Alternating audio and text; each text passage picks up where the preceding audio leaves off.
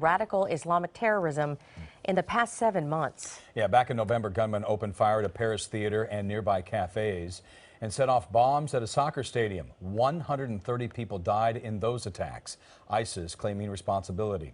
The attackers were all European Union citizens who had been radicalized. Then on December 2nd, the San Bernardino massacre. 2 shooters killed 14 people and wounded 22 others attending a county public health department party.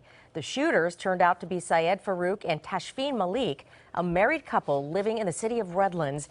Police killed them in a shootout.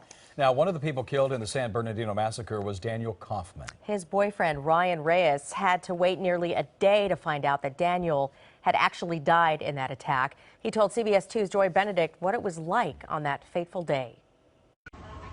It makes me miss him. It's a simple emotion for a situation that is anything but. As images unfolded of a mass shooting in Orlando, the memories of what happened in San Bernardino came flooding back. My soul cries for them for sure, especially for the ones that are now left behind to deal with it, because I know exactly what that feels like. Ryan Reyes knows too well what the families of the victims in Orlando are dealing with. His boyfriend, Daniel Kaufman, was one of 14 people killed in a terrorist shooting in San Bernardino in December.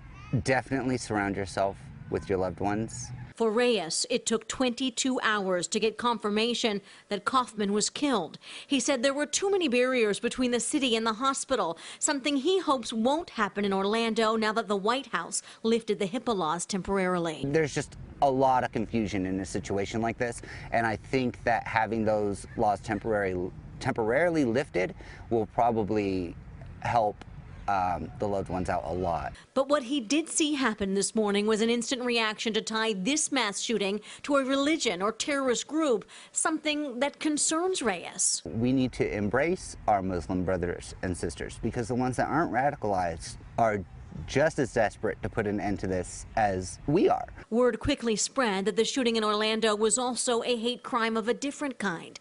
And as a gay man, Reyes says seeing a gay club become a target prompted a different type of pain. I'm devastated. I mean, anytime something like this happens to our community, it is soul-wrenching. But Reyes says, as someone who has lived through loss, the only thing that would hurt more would be to let the violence that took his partner and dozens of people today continue. I can sit and cry about it, or I can be productive.